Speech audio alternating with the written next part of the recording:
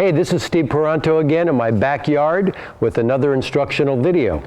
This one is about dinking. A lot of you have been taught the proper way to hit a third shot dink or dink once we get to the net is using this underhand bowling motion, right? A lot of instructional videos out there show you this is how you should hit your third shot dink. Well, it's not a terrible way, but it's a very limiting way. If this is the only way I am going to learn how to hit a dink, I'm going to have to move my body all the time so that the dink is right here.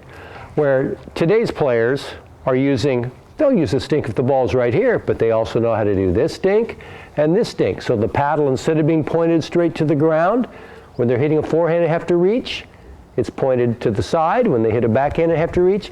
Look how much area I can cover without moving my feet. Today's players know how to play the game without moving their feet too much. You don't want to be doing this. Today's players look more like this. They're balanced. Sure, this dink I can do here, but look at how I can cover lots of court.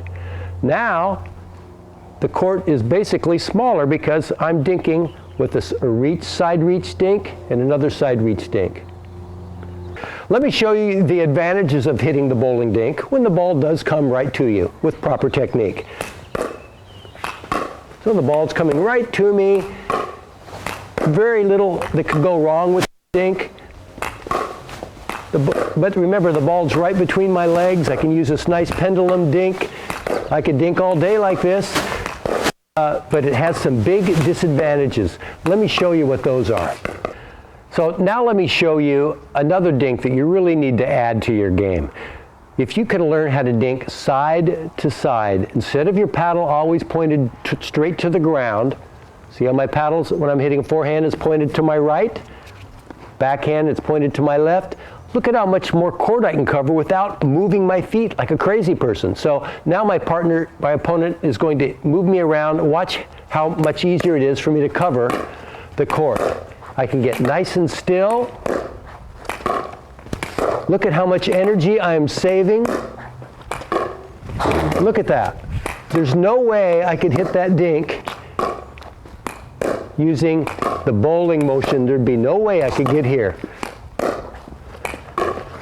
I'm conserving energy, and for all you senior players out there, conserving energy is a big deal.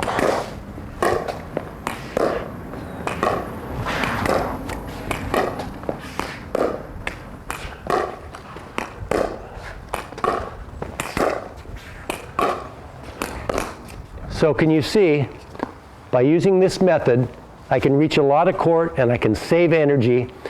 Now, I don't have to have a partner that has to cover 7/8 of the court. I can cover my half very easily. If my partner can do the same thing, it's very easy for us to cover the court. So let's learn this side-to-side dink with your paddle pointed left and right.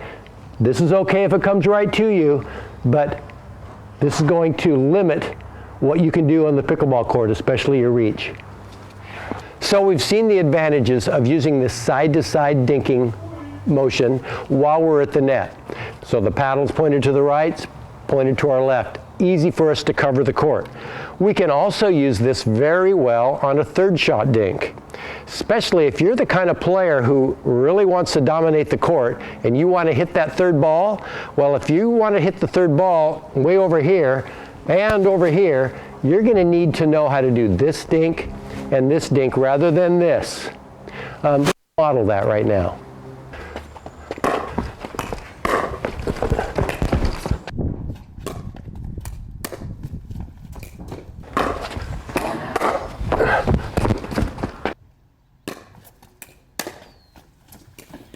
I also want to remind you, in order to be a good dinker, the closer your eyes are and your head is to your paddle, more likely you are to hit the sweet spot. So I'd rather see you dinking like this rather than dinking like this. Now I know we have some people who are limited on what their knees can do, but if your knees can do this, I would love to see you getting your head as close as you can.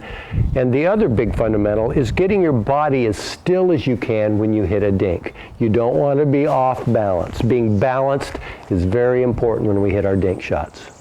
So in this video, we found out, yes, the bowling dink, underhand motion dink, can be very reliable. It can be a good dink, but it also can be very limiting. I can really only dink the balls between my shoulders. Unless I want to move my feet like crazy, I'm going to use up too much energy, and I can't cover much court. So you need to learn how to hit the side-to-side dink also.